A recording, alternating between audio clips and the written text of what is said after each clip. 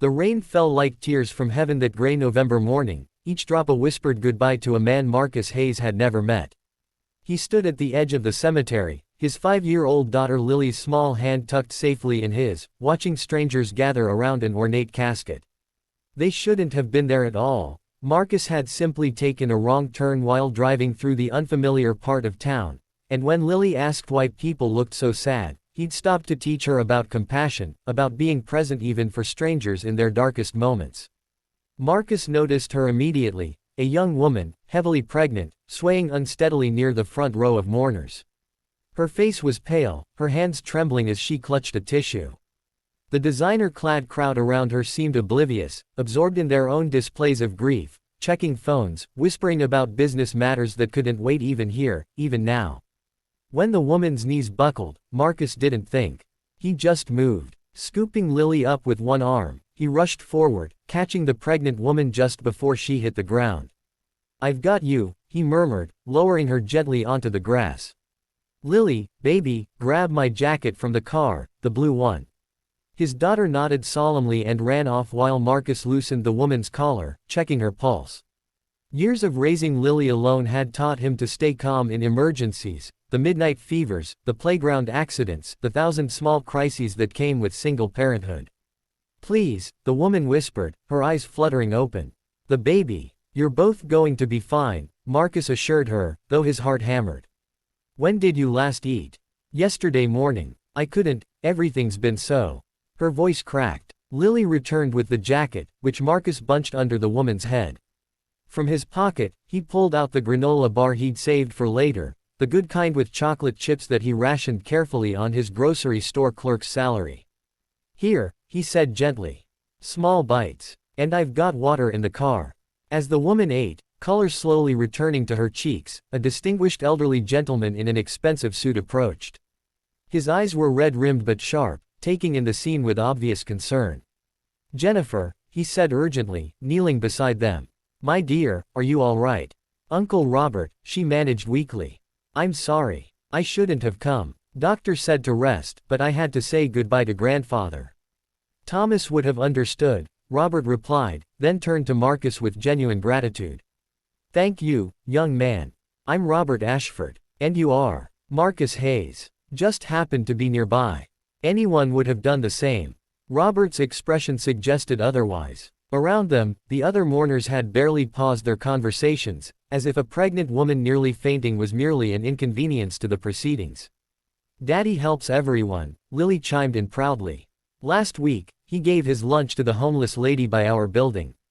And he always lets me pick toys for the donation box, even the ones I really like." Marcus felt his cheeks warm. "Lily, that's just being decent."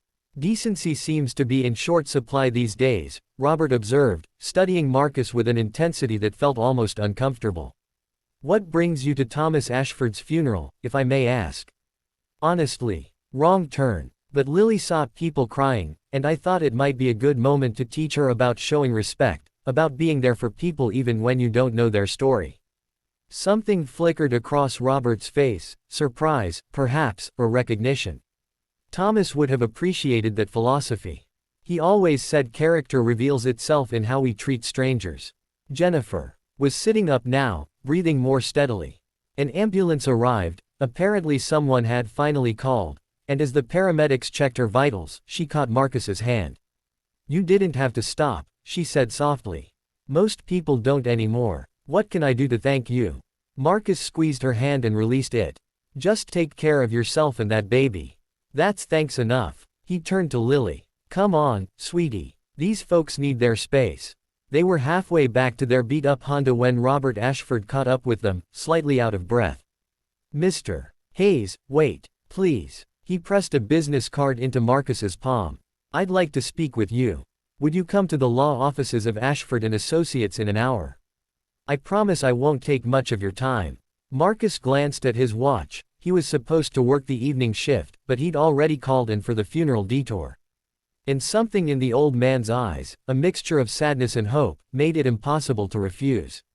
"Sure," he agreed. 1 hour. The law office was the kind of place Marcus had only seen in movies: mahogany panels, leather chairs, the subtle scent of old money and older power. Lily sat beside him, quietly coloring in a book a receptionist had kindly provided, while Robert Ashford sat across a massive desk flanked by two other attorneys. Mr. Hayes, Robert began, his voice thick with emotion. What I'm about to tell you will sound impossible, but I assure you it's quite real. The man we buried today, Thomas Ashford, was one of the wealthiest individuals in the country. He made his fortune in technology and manufacturing, but he'd become disillusioned in his final years. Marcus nodded politely, confused about why he needed to hear this.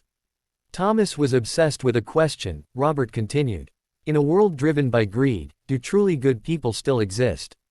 People who help without calculating the return.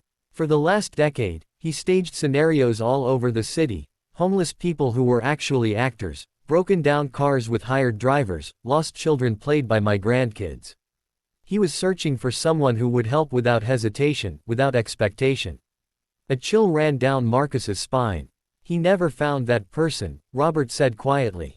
Until today. Thomas's funeral wasn't staged, he passed away 3 days ago.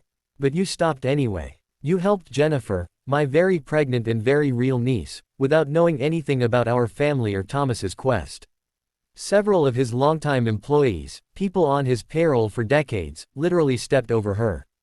One of the other attorneys slid a thick document across the desk. Thomas's will contains a unique provision, Robert explained.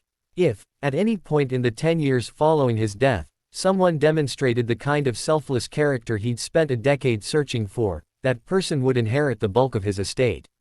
To be held in trust for their family, with provisions for continuing Thomas's philanthropic work. Marcus's mouth went dry. What are you saying? I'm saying, Mr. Hayes, that you've inherited approximately $10 billion. The words hung in the air like something impossible, something from another universe entirely. Marcus laughed, a short, disbelieving sound. This is a joke, right? Some kind of scam. No scam, the second attorney confirmed, pushing forward official-looking papers bearing state seals and notary stamps. We've already verified your identity. Marcus Andrew Hayes, age 32, father to Lily Marie Hayes. Working 2 jobs since your wife passed away 4 years ago, never missing a child support payment to yourself, so to speak. A gentle smile. Your landlord says you sometimes pay for other tenants' heat bills in winter. Your coworker at the grocery store says you anonymously covered her mother's medication costs last year. Tears welled in Marcus's eyes, not at the money, not yet, but at hearing his struggles acknowledged, his small acts of kindness documented like they mattered.